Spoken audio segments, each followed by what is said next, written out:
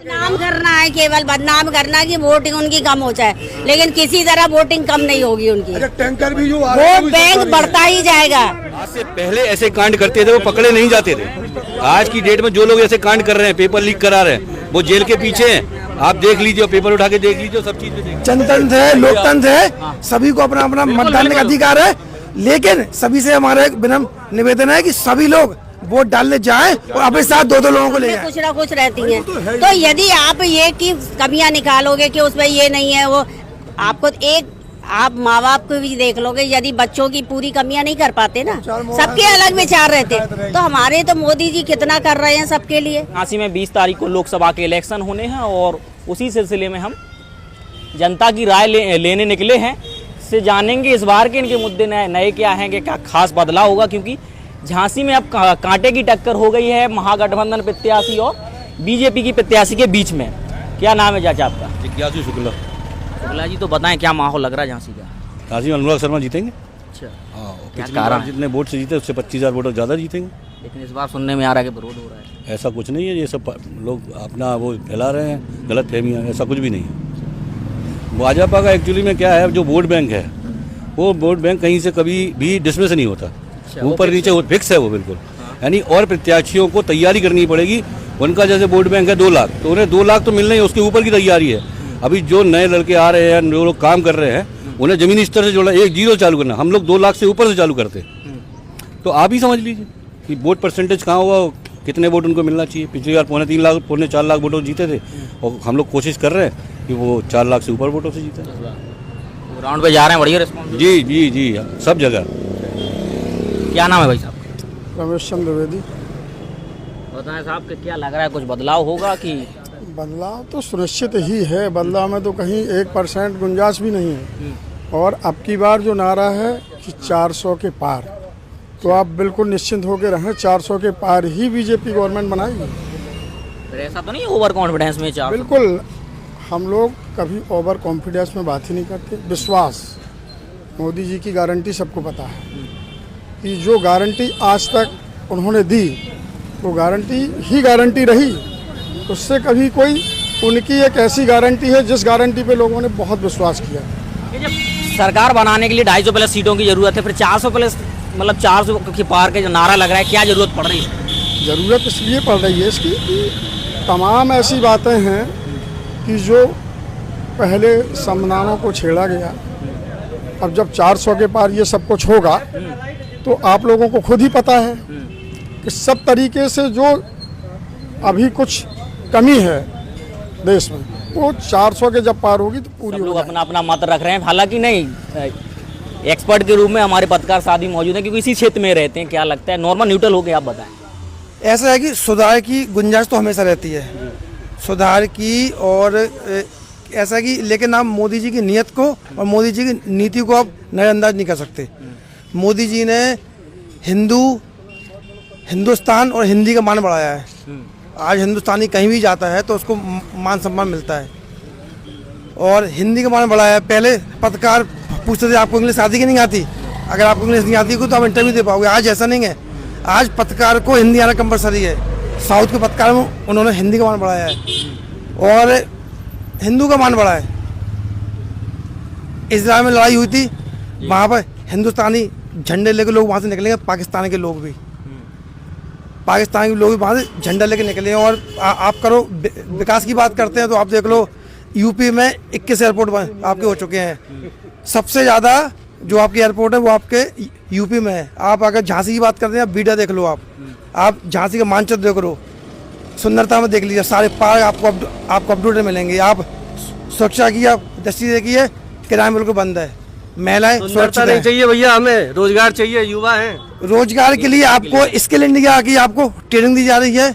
आप AC repairing का काम सीखिए, आप सीसी कैमरे का काम सीखिए, आप लोन लीजिए, आप लोन से आप भैंसे लीजिए और पशुपालन कीजिए। एक बात बड़ी समाज में यहाँ दौड़ रही है कि जनता के बीच और सांसद जी के बीच में जो गैप था वो कभी पूरा नहीं हो पाया।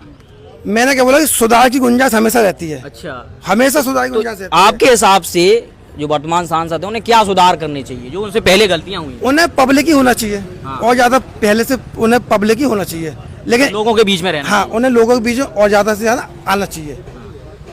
ये बिल्कुल लोगों की डिमांड हो, मैं इसको मानता भी हूँ कि लोगों की नाराजगी है, लेकिन काम के मामले अगर आप बात करते हैं तो झांसी में निश्चित तौर पर काम अच्छा खासा हुआ है।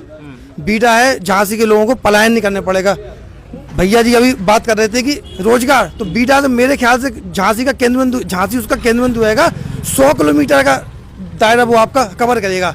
शिवपुरी ले लो, करैया ले लो, लखनऊ ले लो, जाओ ले लो, आपकोराई ले लो, दतिया ले लो, डबरा ले लो, सब लोगों को यहाँ पर आपको रोजगार मिलेगा। झांसी के लोगों को, यहाँ के लोगों को पलायन नहीं करना पड़ेगा, क्योंकि टाटा है, आपकी अडानी, आपकी अंबानी, बड़ी बड़ी कंपनियां यहाँ पर आपके अपना डेरा डाल चुकी है। किसान अभी भी परेशान चल रहे हैं, कईयों का मुआवजा अटका। बिल्कुल है, मैंने केवल सुधार की गुंजाइश हमेशा है, लेकिन मोदी जी की नीयत और नीति पे आप सवाल नहीं कर सकते। उनकी नीयत साफ है, डेवलपमेंट, सुरक्षा, राष्ट्रीय सुरक्षा, विकास जो आपको दिख रहा है। आज मोदी जी बात करते हैं ग्लोबल वोकल की बात करते हैं कि आप अपने स्वदेशी वस्तुएं बढ़ाएं। क्यों लगता है आपको चाचा मोदी जीतेंगे?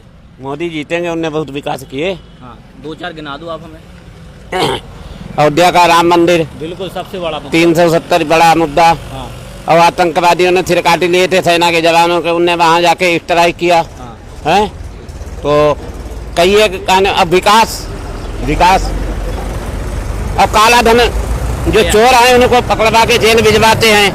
हाँ, बड़े बड़े नेता जेल गए, काला धन हाँ रोजाना ही पकड़ा जाता। अपने लोगों को छोड़ देते हो, वही गरीबों को 2000 रुपए देते, किसान सम्मान निधि और सब देते हैं। अपने लोगों को छोड़ देते हो, अपने गरीबों को नहीं बोलते हैं। हाँ, गरीबों को तो मदद ही करते हैं। वो 100% जीतेंगे, 200%। हाँ, हम पंडित आदमी 100% जीतेंगे, 99 नहीं। हाँ, 200 तो गिनती 100 तक होती है। जो 400 पार का ये नारा लगा रहे हैं, निकल जाएंगे। अब 400 भले हाँ। आगे पीछे रहे, लेकिन कहने का मतलब है कि उनकी सबसे ज्यादा सीटें निकलेंगे। हाँ, पहले की तरह। यहाँ की बताओ, झांसी की बात करें, झांसी ललितपुर लोकसभा। 100% जीतेंगे अनुराग शर्मा। अच्छा, 100%। और कोई अरे ये सब बेईमान इकट्ठे हुए। हाँ, गठबंधन। हाँ, अकेले नहीं जीत पाते। तो आपको क्यों लगता है ये सब बेईमान इकट्ठे हो गए? बेईमान इसलिए मुलायम ने जहाँ गोली चलवाई, परिंदा नहीं परमा सकता था मुख्यमंत्री काल में। अब वहाँ अब लाखों लोग रोज जाते हैं, दर्शन करने जा रहे हैं। वही तो आराध्य देव श्री राम अयोध्या जी में, उनने कहा गोली चलवाई, हिंदू मरवाए थे। हाँ, विदेशों से रुपया लेके। विदेशों से रुपया। चाचा का आरोप है कि मुलायम जी ने रुपए लेके विदेशों से और हिंदू मरवाए थे। टंकी वो बनवा रहे हैं तो तभी तो पानी आएगा ना। अब ये काम चल रहा है और काम बहुत जल्दी काम चल रहा है उसका। पाइपलाइन है, खुद रही प्रॉपर पाइप भी डल रहा है भाई। अभी अधूरी टंकी है, आने वाले समय में बहुत पानी की सबसे फर्स्ट क्लास की व्यवस्था यहाँ पर होगी। हमारे अनुराग शर्मा जब 17 करोड़ इस वार्ड के लिए 17 करोड़ का पानी के लिए पास हुआ है। वार्ड नंबर 31 के लिए आप समझ लीजिए, 31 के लिए। और टंकी बन रही है। टंकी बन रही है, जब टंकी बन जाएगी बहुत बड़ी 2-2 टंकी बन। सब्र नहीं है, सब्र नहीं है, सब्र करना चाहिए। बदनाम करना है, केवल बदनाम करना कि वोटिंग उनकी कम हो जाए, लेकिन किसी तरह वोटिंग कम नहीं होगी उनकी। टैंकर भी जो वोट बैंक बढ़ता ही जाएगा। क्या लगता है आंटी आप? हमें 400 पार होगा। और झांसी ललितपुर की बात कर रहे हैं। झांसी ललितपुर से हर जगह से हमारी बीजेपी ही आएगी, कमल का फूल खिलेगा। एक तरफा जहाँ पानी नहीं आ रहा हो उधर लगातार टैंकर चल रहा है, हर गली में टैंकर जा रहा है, ऐसी कोई दिक्कत है नहीं। लेकिन जब तक समस्या है और पाइपलाइन खुद रही तो और दूसरा क्या है कि हर पार्टी कोई भी सरकार बनती है, कमियां सब में कुछ ना कुछ रहती हैं। तो यदि आप ये की कमियां निकालोगे कि उसमें ये नहीं है, वो आपको आप माँ बाप को भी देख लोगे, यदि बच्चों की पूरी कमियां नहीं कर पाते ना, सबके अलग विचार रहते, तो हमारे तो मोदी जी कितना कर रहे हैं सबके लिए, कितना बड़ा परिवार पाल रहे हैं, सब कर रहे हैं। और अनुराग भैया उनने तो कितना काम किसी पार्टी के नहीं है। बताएं। हम किसी पार्टी के नहीं है। बताओ क्या पूछना चाहते? क्या लग रहा है, बदलाव होगा या जिस हिसाब से ये लोग समस्याएं बता रही हैं सबका समाधान होगा? 110% बीजेपी की सरकार बनेगी और यहाँ से अनुराग शर्मा जीतेंगे। और बताओ क्या कारण है? कारण यह है कि विकास पूरे देश में, पूरे प्रदेश में जब से योगी जी मोदी जी आए हैं विकास का कार्य हुआ है। यहाँ की जो पानी की समस्या आप बता रहे हो ना, हम उसके प्रत्यक्षदर्शी हैं, ठीक है ना। आज से 16-17 साल पहले यहाँ पानी की त्राही थी इस मोहल्ले में। 80% घरों में मई जून में पानी सूख जाता था हैंड पाइपों में। तब हम लोगों ने पहल किया यहाँ पर, ठीक है। और ऐसी पहल किया तब यहाँ ग्राम सभा हुआ करती थी। इंदिरा यादव यहाँ की प्रधान थी, खोड़न की, इसकी लहरगिर, ठीक है। हम लोगों ने निःशुल्क जमीन ग्राम सभा से प्रस्ताव पारित करवा करके ये टंकी के लिए हैंडओवर करवाई जिला प्रशासन को, जल निगम को, ठीक है। इसके बाद वो पड़ी रही ज़मीन। इसके बाद जब योगी जी की सरकार आई और हम लोगों ने पहल किया, लिखा पढ़ी करी, तो ये टंकी बनना शुरू हुई।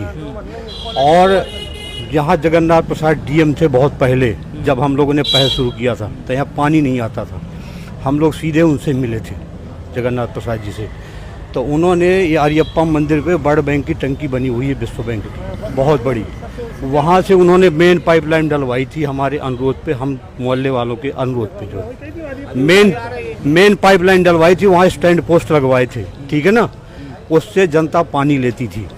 इसके बाद फिर धीरे धीरे ब्रांच लाइनें पड़नी शुरू हो गई यहाँ पर, ठीक है ना, हम लोगों के प्रयास से, पूरे मोहल्ले के सहयोग से, ठीक है।